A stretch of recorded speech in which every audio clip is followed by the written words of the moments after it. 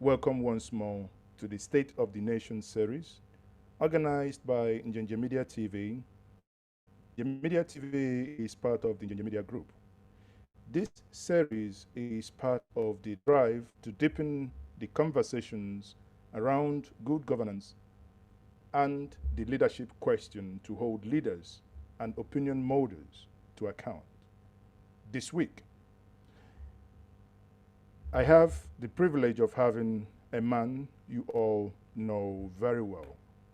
This is a weekly series. Our guests are selected across various strata of the society, which may include, but not limited to, politics, business leaders, community leaders, religious leaders, community mobilizers, and many more. My guest today is no other person than Mazi Samuel Ifanyechukwu Ohuabunwa, OFR.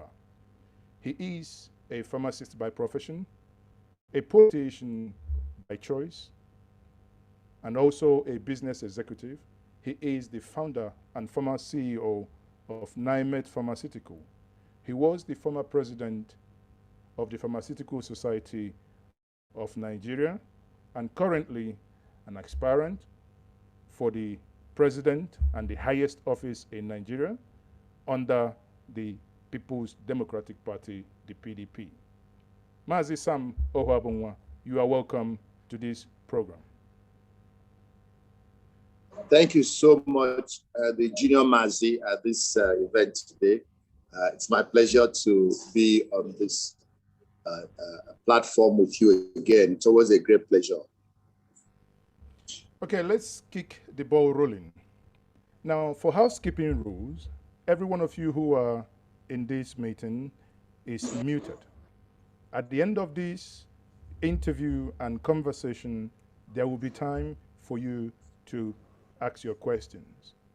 Meanwhile, the comment section is open for you to use. You can put in your questions there if you so wish. Your questions will be taken from there, as well as there might be opportunity for you to also ask your question visually. Now, let's get the ball rolling.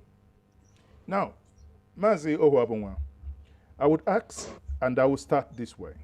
Why do you feel Nigerians should elect you as their president come 2023?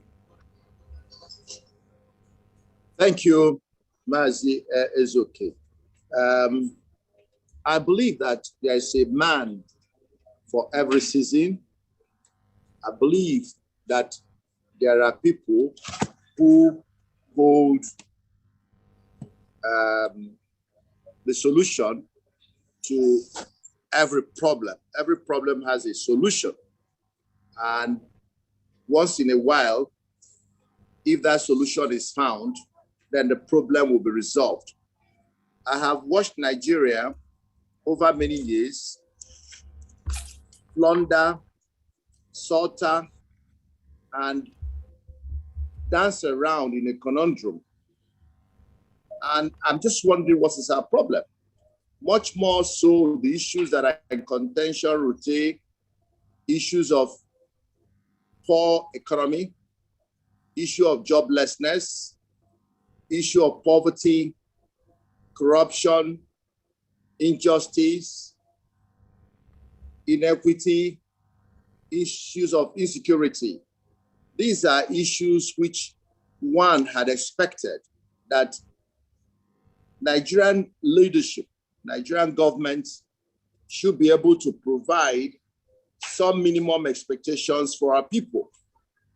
But if after 61 years, we have remained a third world country, we have remained at the best an underdeveloped nation that has become today the poverty capital of the world, and where we are living like cannibals in Nigeria, literally eating each other.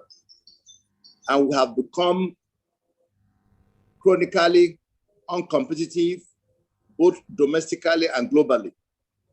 It therefore calls for somebody who has what it takes to move Nigeria from a poor producing, poor performing country to a high productivity, wealth-creating country, a country that can meet the needs of its people, citizens, and be able to contribute to the welfare of the world.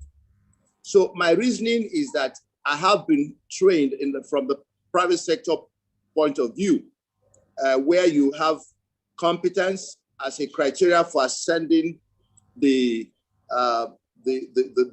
ladder in the private sector, and where you are taught and where you practice the issues of competence, issues of being able to have a vision for every project, every undertaking that you are participating in, and where you understand that the reward for hard work is even more work. So my thinking is that I have the competence, as shown by the fact that I rose from being a first-level employee in a multinational, and I rose to become chairman and CEO over a short 15 years. That's a sign of competence. And there are many other things I have done. I also believe that I have the character and integrity that is critical to lead. Because if you've been chairman of the Nigerian Economic Summit Group, president of Nigeria Employers Consultative Association, chairman of Manufacturers Association of Nigeria, Ikeja, president of Nigerian American Chamber of Commerce, those organizations will let you lead them if your integrity was in question. So I think I have the integrity. I also have the courage that is required to take the right decisions about our country. Today, I'm the first man from the Southeast to announce my candidacy as a presidential hopeful. I'm also one of those that have volunteered to run on the platform of PDP. And I have made my views known as to what I need to do for our country to bring solution to set this country free from itself. So set the Igbo community, amongst others, free, like the Yoruba community, the Hausa community, and other communities in Nigeria, so that they can soar and flourish instead of being hampered and constrained into the kind of arrangement that we have. So I'm saying, my friend, that I have the competence, I have the courage, the character, and I have the vision to change Nigerian situation, which, as you will agree with me, we've had series of leadership over many years, and rather than move forward, we seem to be moving backwards. I want to come and change that narrative, bringing my private sector training and my understanding of how the public sector also works, even from the side of playing advisory, advocacy roles all these years. So these are my reasoning to think that I will offer a good candidate to be in the office of the president of Nigeria. Now, there are many people who will say, you bring an intimidating CV from the private sector. However, then they would argue, what is your political exposure? Is it enough to win the presidency of Nigeria on the altar of what you are bringing in from the private sector?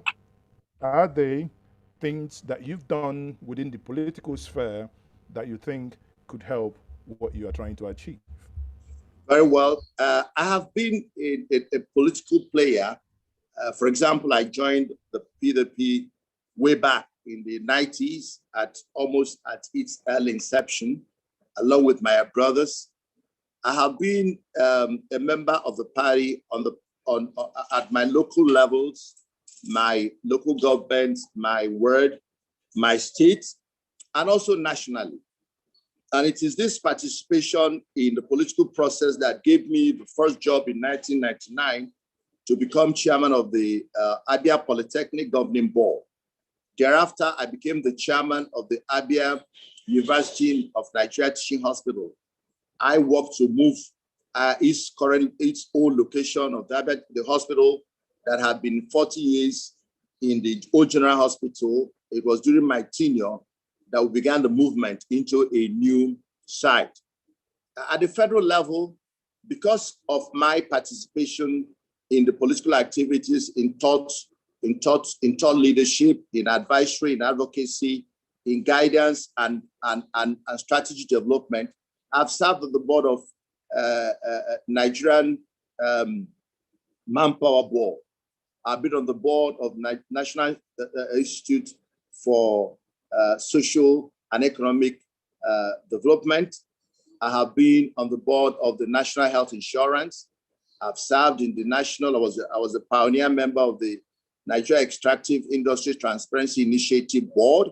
I've had hands-on opportunity to run the presidential committee on subsidy, reinvestment, and employment culture, P. I've been in several presidential task forces. I've been a member of the Presidential Advisory Council. I've advised the president. I've advised ministers. I've been in ministerial councils, in presidential councils.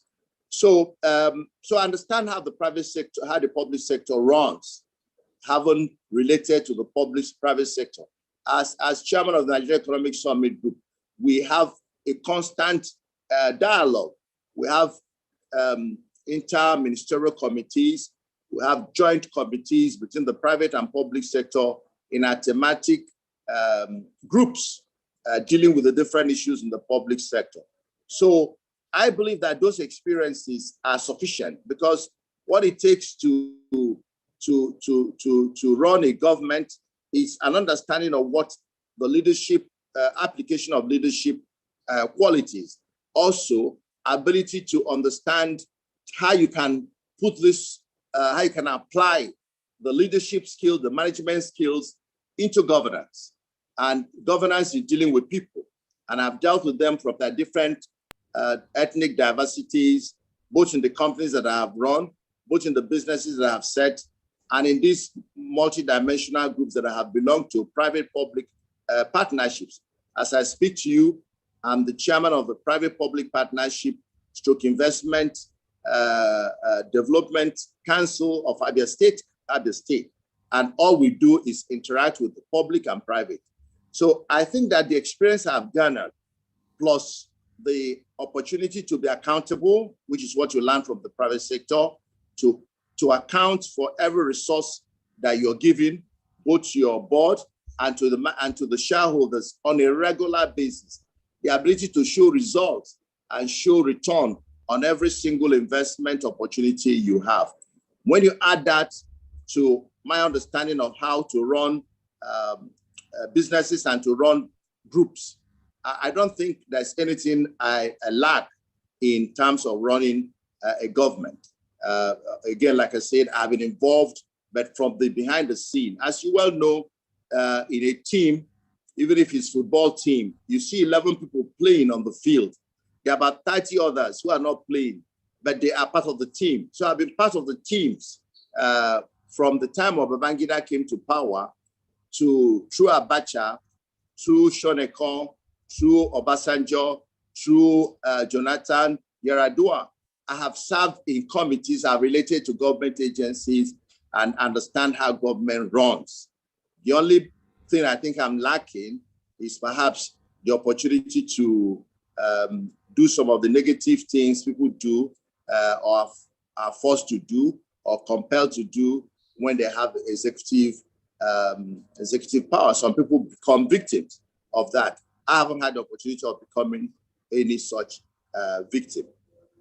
Okay, you've railed out your involvement even during the military era up to this date.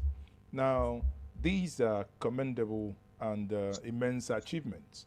Having said that, many will say, as the youths of today will say, and they argue, they need a younger president. Okay, I do not know what has just happened there, but if you're still here, can you hear me? I'm here. Oh, okay. Now, many will say that they need a younger president. Do you think that is an argument that would be coming against you in your quest to become the president of Nigeria? Well, I can understand people who make such requests. It's understandable, especially seeing the disappointments they've had from some of the older people who are in government, even if at this time. So I understand the cry for younger people. But certainly in Nigeria, we really have not had, scarcity of young people in power. From the military periods I have spoken about, the Gowons, and all the people that ruled our country till of late, they have not been very old people only. We've had the young, we have the much older people. But you see, leadership of a great country, leadership all over the world, is not a matter of age, because chronological age is one thing. If you go to the hospital today, you go to the wards, emergency wards, you see children, you see young people in emergency, some needing oxygen and some needing all kinds of emergency help. So age is not all there is. You need to have good health, and good health is not a preserve of any demographic group. Number two, you need to have experience. Experience is important in leadership, in managing a multi-ethnic, diverse nation as ours. You must have had experience where you have touched the base, you've lived and related to them, both as a pharmaceutical sales rep, both as marketing manager, both in my job as president of Pharmaceutical Society of Nigeria. I've been to every state capital. I have related to every group of Nigerian. That does not happen easily. The length of time you've spent around also affects the number of people that you know. But what is important for me is that leadership requires somebody that has good leadership skills and who has a sound body, sound mind, and sound spirit, because you need a balanced man to be able to run a government and to be able to run a big institution like the country called Nigeria. So those who talk about youth have a right, but I don't think it is a sufficiently disqualifying. Some of the best presidents in the country, in the world, are not exactly young in age. We have Biden, we have had Trump before him, we have other presidents in other parts of the world. Some are 80 years old, some are 82, some are 92, but age is not just age. So that's the point I'm making. I appreciate that one would want younger people. And for sure, if this country's problem had been solved the way I am speaking about, if we had become a country that is globally competitive, a country that can feed itself, a country that can secure its people, a country that can make sure that the people have good education and good health care, I wouldn't be here.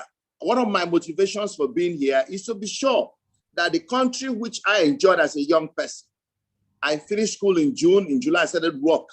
3 months after that work, I got a car loan. I used the car loan to do my youth service and internship. I started working Pfizer.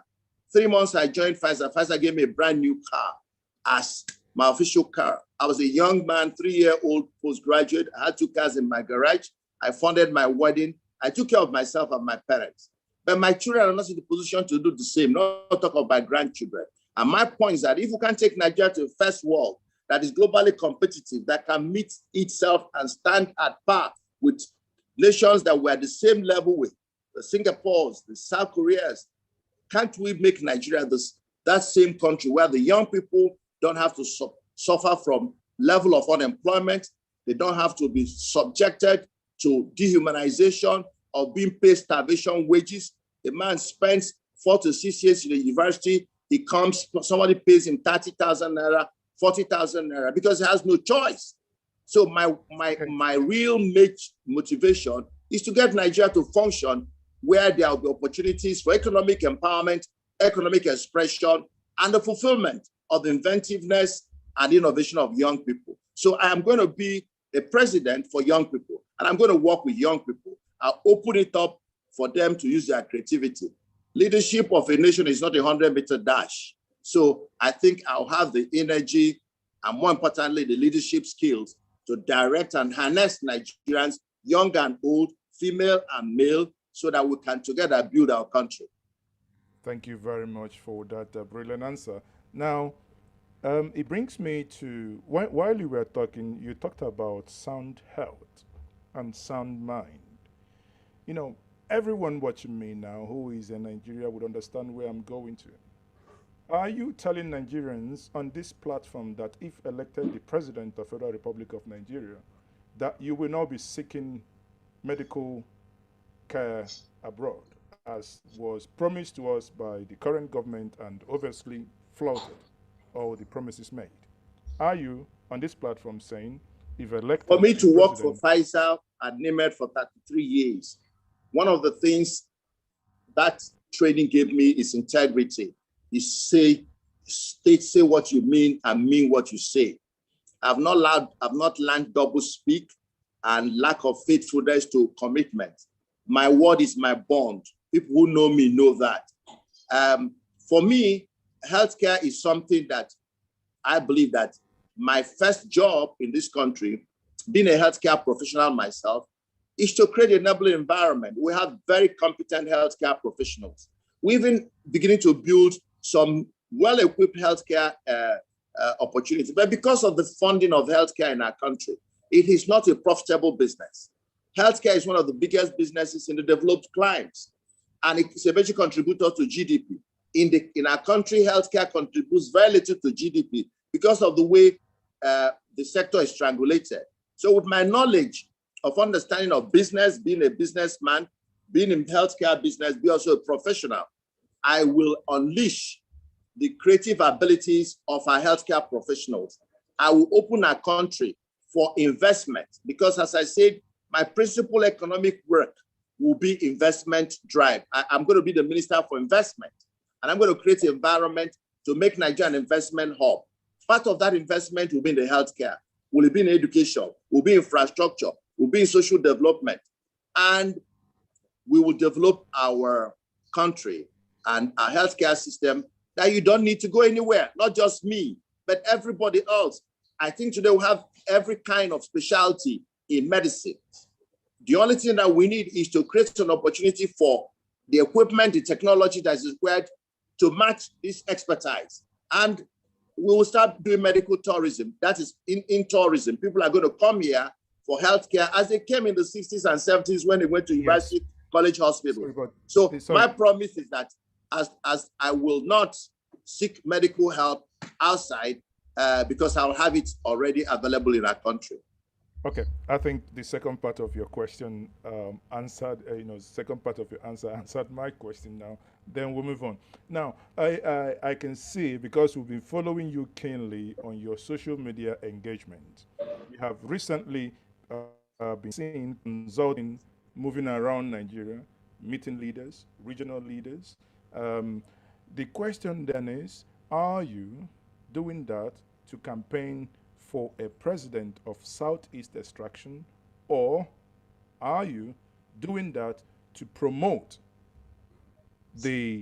as many will argue, that at this time, 2023, that it is the turn of the Southeast to produce the presidents? And again, what are these leaders that you've been meeting? What are they telling you as you meet them? Well, thank you, Mazi Ezuke. I want to be president of Nigeria. And that therefore makes it mandatory for me to go around the whole country and meet with political leaders, community leaders, traditional leaders, youth leaders, women leaders, market leaders, community, and all groups of people. Because I think that one of the things I will do is to mobilize all Nigerians to bring out their best so that together we can build a nation. Because my drive, if God grants us the opportunity to become president, my drive is productive, the economic productivity. And people cannot produce economically if they are not in good frame of mind. They must be motivated. They must feel good about themselves, about their country, about their leaders, to be able to bring the best out of them. So my consultation is part of giving hope. A lot of the elders that I meet say they've lost hope. I meet a lot of young people, they say are waiting to immigrate. So between the young and the old, there is so much disillusionment in the country. Part of the new Nigeria message, what I call the gospel of new Nigeria, is to say there's hope for a new country that will approximate that dream that has fallen, dream we have failed to realize, the dream we dreamt in 1960, to have a country that will be not only the leader of Africa, not only the pride of the Black man, but a major global player. that country has failed to be realized. So I'm sharing this with old, young, and not too old. And each person has shown me love and understanding. They say they're hearing something different. They are not used to hearing people speak this way, because I speak about our issues and I also give the solutions or suggested solutions to those issues. So I'm not campaigning because it's the turn of the Southeast. No, I'm campaigning because I feel competent and I feel motivated, energized to be able to provide, offer myself for service as president of Nigeria to provide that solution we seem to have lacked. And when I meet these guys and share my vision that I want to move Nigeria from the stagnation of a third world to a first world nation that is globally competitive, and while building a Nigeria that works for everybody, there's excitement and I get encouragement, north, south, east, west. They ask, where have you been? Why are you coming now? I say, well, there's time for everybody. This is my time. So thank you. Obviously, what you're telling us is that all the meetings you've been doing, you basically have secured their support across the nation. Is that correct? Correct. Very, very correct. Okay. Now, in recent time, in the news, we all had it. Recently there was this presidential aspirant in the ruling party, the APC, and he was quoted as saying that he will match another aspirant who is believed to have a lot of money. And in his words, he says, I'm going to match him dollar for dollar and naira for naira. Now, the question to you, sir, is does it mean that the presidency of Nigeria is for the highest bidder? And if that be the case, do you think you can match them naira for naira in order to get the nomination of the People's Democratic Party, the PDP, for their presidential ticket? As a trained marketing person in my career, rising from a sales rep to become sales manager, marketing director, family director, I'm a marketing professional. And one of the things you do is you decide in which area to compete the market. Sometimes you want to compete on quality. Sometimes you want to cost on cost leadership. Sometimes you want to cost on pricing. Sometimes you want to cost on customer service. There are many areas you want to compete. One of my areas is not money for money, pocket for pocket. I don't belong to that because I'm a private sector person. I have not served in a position that I have had opportunity to earn money I couldn't account for, or the money that was not given to me as a matter of right. That is the discipline of private sector. You work for shareholders and you are accountable to those shareholders. They can sack you as chairman of the board or even director at any board meeting. You are beholden to them. So I do not have that kind of resource to compete for money for money. As a matter of fact, if I have some of those resources, I probably deploy them to setting up industrial estates, cottage industries across the country, rather than spend them trying to bribe people to give me opportunity to come and serve them. I'm coming to serve Nigeria. I'm going to make sacrifices all around, including my own personal comfort and needs. And therefore, while it is a privilege and it's a culture for people to campaign, I will campaign on the fact that I have an idea, I have a vision. I am the first president that I know that has a vision, that has produced a document, not a manifesto. I have my new Nigeria group vision, I have my mission, I have the corporate values that we are going to propose, with which is going to redefine Nigeria. We have the core issues we're going to be dealing with. This is my vision. It's not a manifesto. I wrote it out of motivation. So it's a new idea, and I'm competing on the basis of ideology. Nigerians do not have any ideology when they come to governance, so that's where anything goes. I am coming with ideology. I'm coming with experience as a leader, as a manager, both leader and manager. I'm coming as experience as a nation builder, as somebody who can unify our country, who understands how the foundation of this nation, who is determined to rearrange, rejig, and work with others to recreate a nation that will work for everybody. I am not coming from the point of view of being loaded financially. But that's not that I don't have friends, I don't have family who support me to do the minimum. That's the minimum required to run for a presidential election. I have friends, I have brothers who support me to do the logistics, to do the promotion, the adverts, to be sure that we move supporters from one point to the other. And those who have to stay in hotels will have to be in hotels. Those are normal things you need to do in running operation. So if people reason they want to come to power is that they have money to spend or to bribe people, I don't belong in the same class, sir. Okay, thank you very much for that. Now, having gone through your CV, the full CV, the abridged CV, if I began to read out your CV here, we might have to spend another hour listening to the CV. I spare my listeners that. Now, I have the following. You were the chairman of Abia Polytechnic Governing Board, chairman of Abia State University Teaching Hospital Board, and currently serves as the chairman of Abia Public-Private Partnership and Investment Promotion Council. You were also actively involved in fashioning out Vision 2010 and Vision 2020 strategic document. It appears you have served the nation in many ways. My question to you, sir, what drives you? Thank you, Mazi Ezoke. My drive is to see Nigeria be globally competitive, be like the best of the world. In 1986, I was in the United Kingdom, in the USA, and I attended a meeting of sales managers from the Pfizer world. We are 106. At the end of the conference, I was nominated the best participating sales manager out of 106 managers. That attracted a lot of interest around me. And people began to ask me, which school did you go to? Which university? I said, I went to University of Ife. They say, where is that one? I said, in Nigeria. They say, wow, do you have good universities in Nigeria? I said, yes. I began to mention them. They say, that means there are very smart people like you in Nigeria. I said, we have millions of them. Then they asked me, one other asked me, then why is your country the way it is? The things we hear about your country does not reflect that you have smart people, you have good schools. I couldn't answer that question, but that changed me. I came back from the United States in '86. I arrived at Murtala Muhammed Airport. I could see the difference immediately between my airport, Ebeme, and JFK that I left. I went into the toilet. I saw the difference between the toilets in the airport there and the toilet here. I came out to the place that were receiving us in immigration, customs. I looked like I was passing through a tunnel, whereas I had a large space, well-spaced out place to be received by government officials at the other end.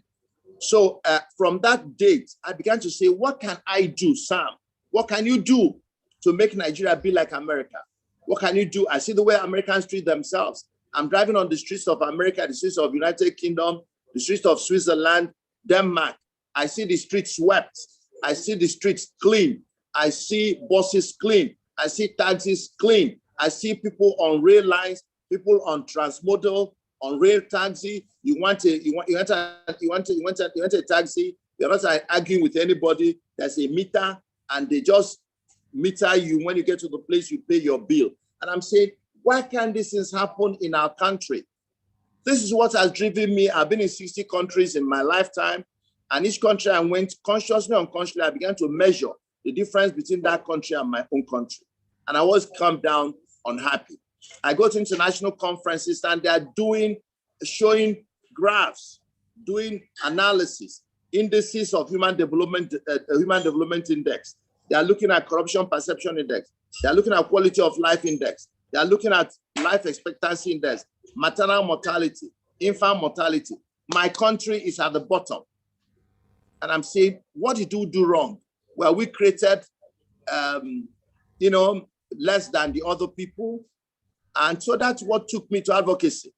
I began to advocate, and that took me to the leadership of the position you were talking about, chairman of Nigerian Economic Summit Group, president of NECA, chairman of MAN. It was, how do we get Nigeria to work?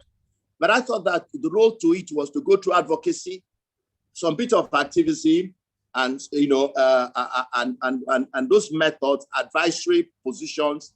But I have found that after all the advice, after all the pontification, development of strategy, Vision 2010, Vision 2020, after writing books on Nigeria and economy, it came clear to me that the problem with Nigeria is not ideas, it's the inability to have the execution power, inability to take decisions and see those decisions through, inability to face problems, understand how economy can grow, how you can build unity in diversity, how you can motivate people to be the best of what they can be, how you can be selfless and work for the best of the community and not for your own self.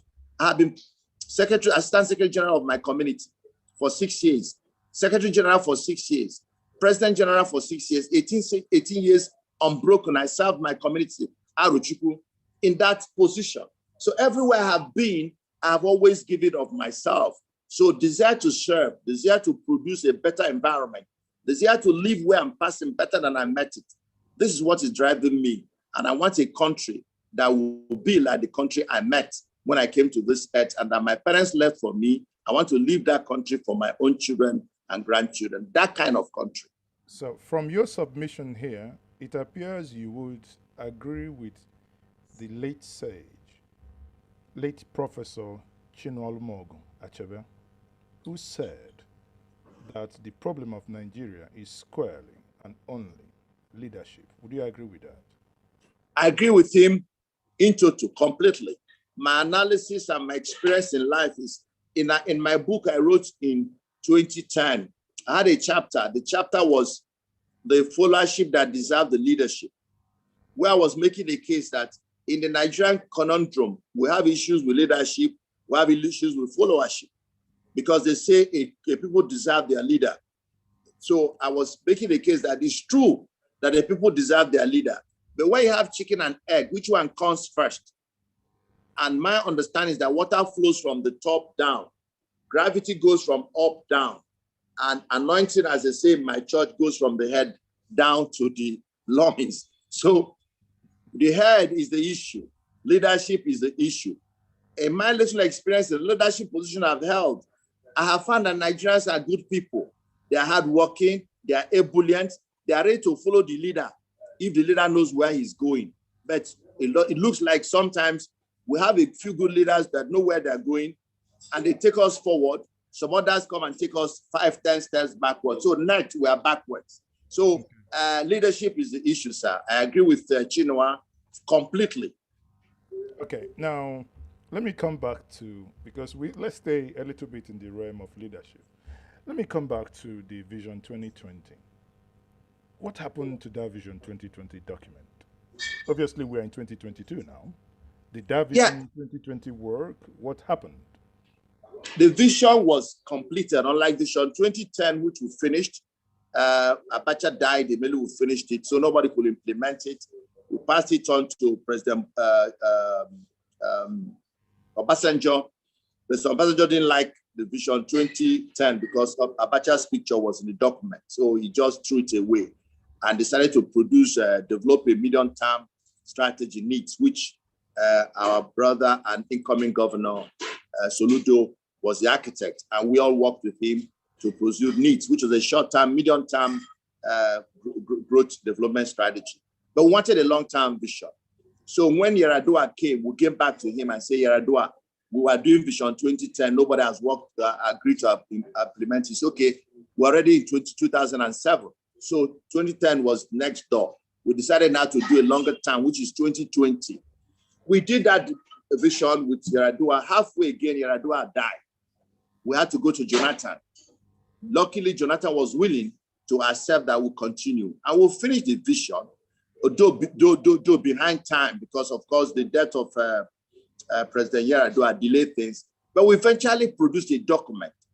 But what was the issue with Vision 2020 was that this document was supposed to be owned by Nigerians, but Nigerian government did not understand how to mobilize people to fall behind a vision.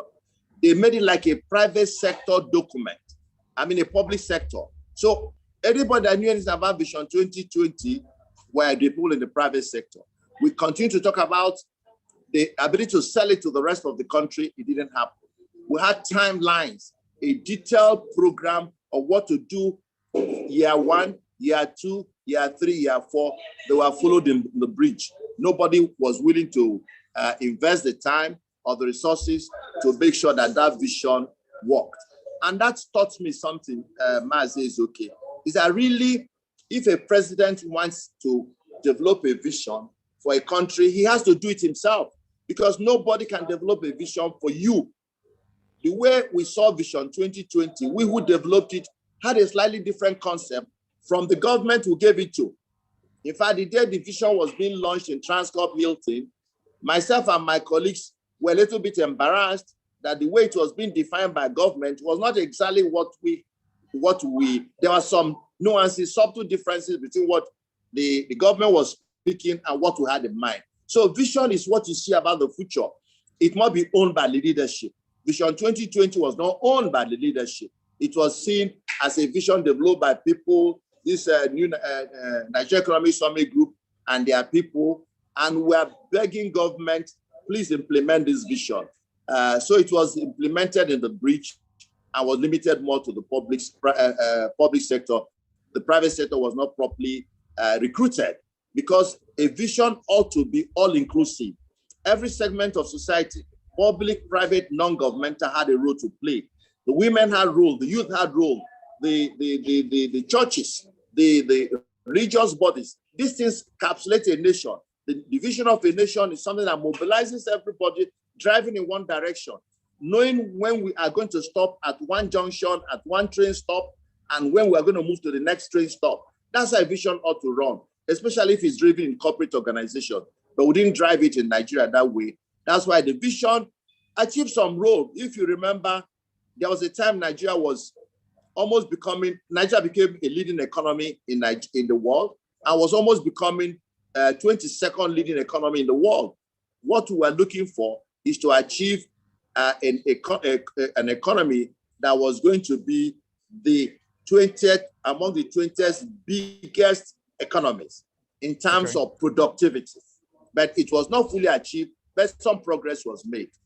So it will be fair to say that Vision 2020, which you were part of, wasn't entirely a success in Nigeria as a result of leadership and its implementation. Would that be a fair assessment? That is a complete, fair, and very, very objective assessment. Well done in terms of a theoretical base. All the people that were in that Vision 20 invested time, many, many months, if not nearly a year.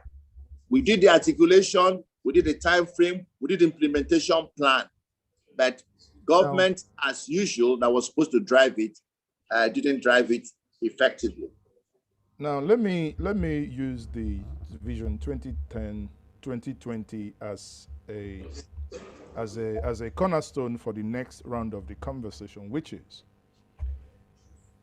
do you have anything for now to say, like Vision 2040?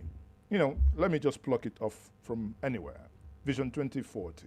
And that would then bring me to your, what you call your core values and guiding philosophies. And therein, in your document, you have knowledge, industry, integrity, patriotism, justice, freedom, liberty, and godliness.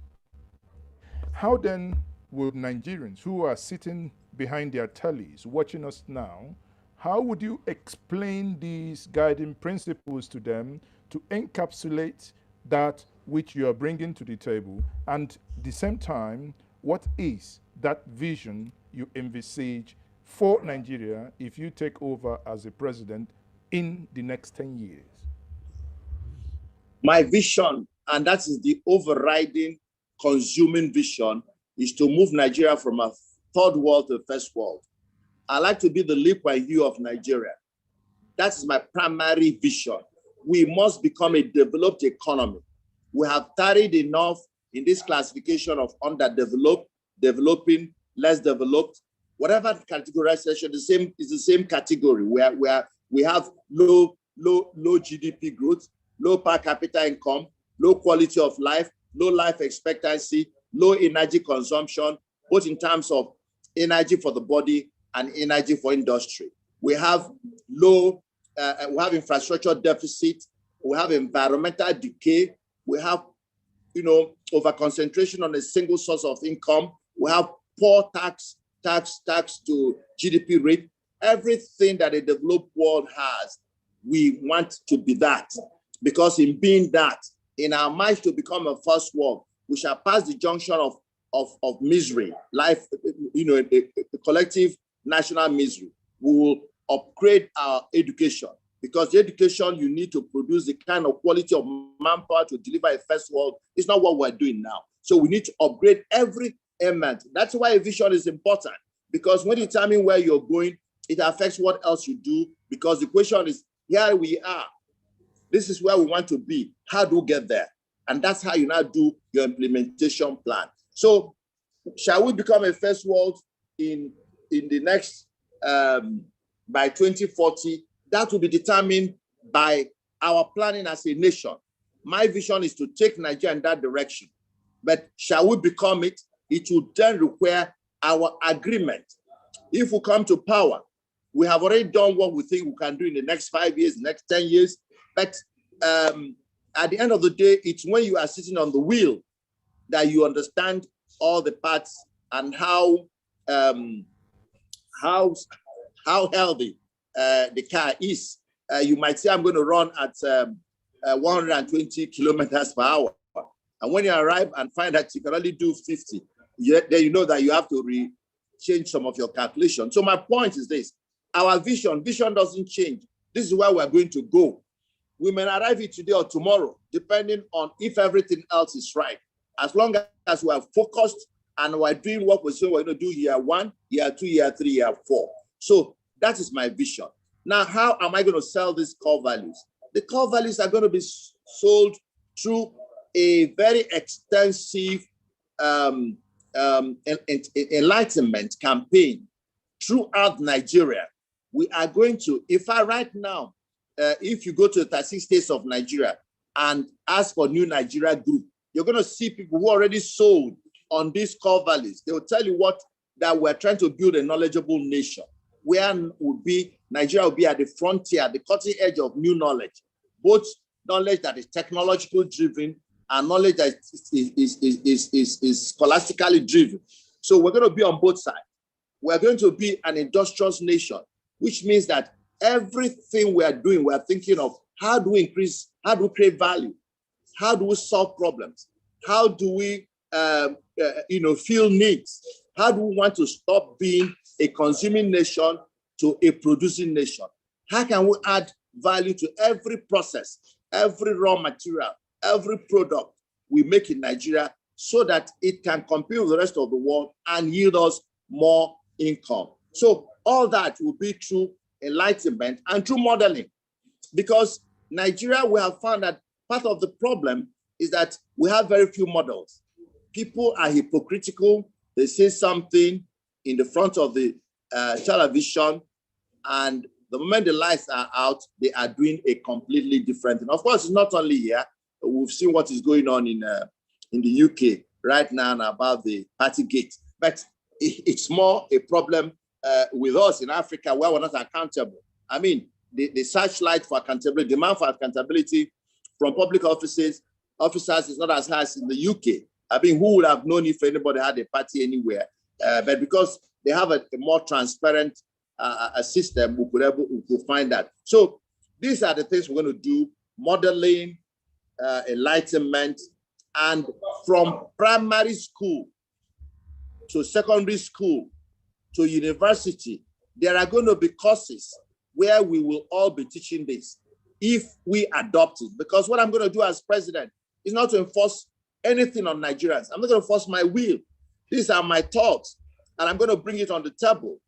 If Nigerians agree that this is what we want to do, then we'll agree how to. Mine is to provide the leadership to show this is the direction I want us to go. This is what I want us to do. But we all have to agree, because if you impose anything on people, as good as it can be, you may have difficulty with getting implementation. So I believe in consulting, I believe in consensus building, I believe in convincing people that this is something we ought to do. So that's what we're going to do about our vision, implementation plan, and also the selling of the core values that would define the new Nigeria. You know, our proposition is a new Nigeria. And what we're saying is that these core values, these guiding factors are the things that if you see a new Nigeria, these are the things you're going to see in that country that defines it. Okay, thank you very much for those interventions. We'll be rounding up shortly.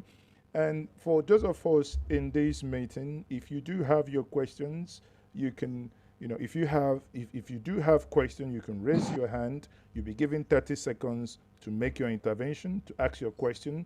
These questions will be collated. He would have the opportunity to speak to your question with his closing remarks.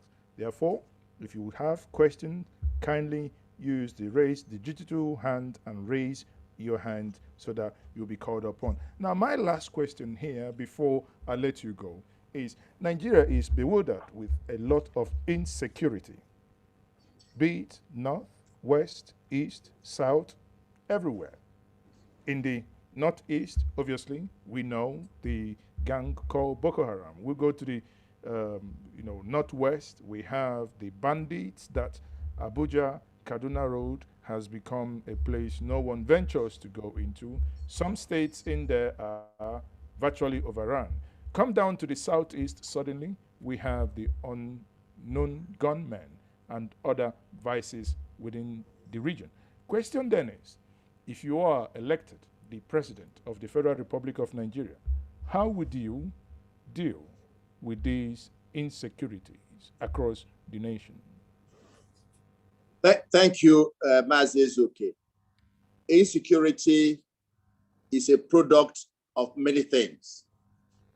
And what I would do first is to deal with the issues in a cascading manner.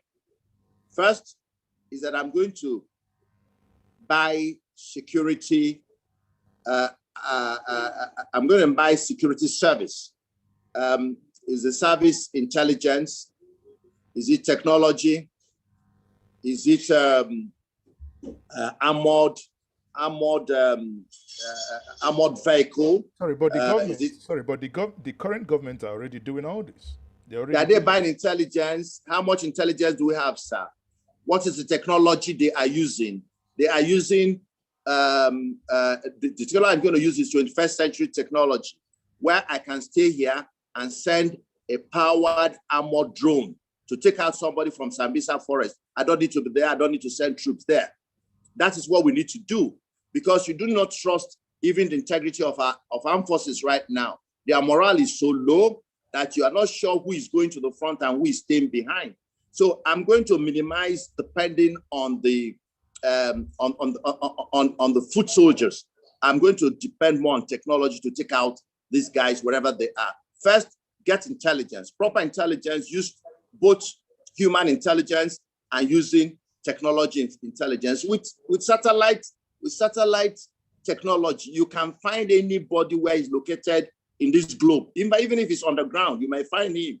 You might even trace his DNA using current technology. So I will use technology to find where these guys are. And if I do not trust that my soldiers and military men are motivated to put their lives at risk, I'm going to send armored unmanned vehicles and equipment in drones to take them out quickly, secure the nation. Then I'll go back to do two other things. First is to revamp the architecture, the security architecture, put the right people in the right places, retrain, reinvigorate, revamp, motivate, recompensate, create a welfare scheme that the Nigerian soldier will know that if he died fighting for a country, his services will be recognized, his family will be put in good shape. I'll put all of them on life insurance policies that cover military death or military injuries, so that they don't have to depend on government. The third is deal with the issue of injustice. Injustice breeds insecurity. And I can bet you Njenje TV that part of the insecurity we have in Nigeria is due to injustice. Some are real, some are perceived. So I'm going to call Nigerians together, the owners of the country, as I would do in my village, as my Eze would do, if they suddenly find that women are being raped, if they find that houses are being broken, things that didn't used to happen before, they'll call a village meeting. And they'll come to the meeting and say, my people, this is not what our state, our community used to be. What has happened to us? Have we offended our gods, or is the problem with us? And they sit down there and sort out their problem. Nigeria needs to call themselves together and find out where they went wrong in relating to each other, in caring for the poor, in caring for the needy, in sharing the resources of the nation, so much so that some people are feeling maligned, misjudged, maltreated, and all forms of negative emotions that can lead to insecurity. Those are the three things I'm going to do quickly so that I can get a stable security situation for my country. Thank you very much. That's a very fine place to anchor it before I take the questions. It's been a one-on-one conversation with my guest, Mazi Samuel Ifeanyuchukwu Ohuabunwa. Let me quickly take two questions from one, Chigozie Okeke, please, if you may unmute yourself, and you have 30 seconds to ask your question. Kindly unmute yourself. Make sure that your background is in order. Thank you. Yes. Good afternoon, Mazi Samuel, and good afternoon, everyone. I have a pertinent question. I wanted to know, how are you going to address the fact that the resource, crude oil, has been seen as a national cake in Nigeria? However, there are other solid minerals in other parts of the country, like in the north, that there isn't clarity on how this resource is being shared. Thank you very much. That's how are you going to address that? Thank you very much, President. So I take the second question. Fred Nwankwo, please kindly unmute yourself, and you have your 30 seconds. Fred Nwankwo, please. Hello, thank you very much. I appreciate it. Mazi Ohuabunwa, it's a pleasure to talk to you. I wanted to bring up the fact that 2023 is coming. You're one of the candidates that people believe is very qualified, but there is a slew of other candidates that are really qualified. My question is, in trying to build one Nigeria, Vice President Osinbajo since 2015 has been talking about the new tribe. How can you and all the other good qualified candidates come together and sit down around that concept of a new tribe, and regardless of who loses this election, be able to bring them together, the person who wins being able to bring all those good heads together? Thank you very much. Regardless of their political parties. Thank you. So now we are back to you. Now this will be a 2-in-1. Your parting statement and obviously answering the questions posed to you. Thank you very much. Thank you again, Junior Mazi Ezoke, for doing a brilliant job of getting this community meeting this evening. I'm so proud to see all the great people. I'm seeing my elders. I'm seeing Mazi Bruno Nwankwo. I'm seeing Prosper. So many people on this, and it's for me, it's great pleasure to have this opportunity to, even though I can't touch all these guys, but at least can feel their love and their concern for what is happening in our country. I believe that the questions that were asked were, first is oil. We are going to change the story of Nigeria. We're going to change the narrative. Nigeria has become a slave to one item, whereas the country is blessed with many resources, solid minerals, gaseous minerals, liquid minerals. Each state has the ability to be sustained by the minerals available in its its jurisdiction in its territory. Zamfara can live on the gold and pay enough tax and royalties to the federal government and be a great country if only we can allow them to exercise the authority that God has given to them by bringing them to where they live. So I belong to one of those who believe that we need to look at Nigeria. Are you calling it restructuring, re-engineering, rejigging, reinventing, whatever name? The system is not working well. And any system that does not well, be it personal, group, you need to do some re-engineering, some rejigging, some restructuring. We must do so. And the essential opportunity is to reset our federation. Our federation is like an inverted pyramid. An inverted pyramid is standing on its peak. And when a pyramid stands on its peak, it's unstable.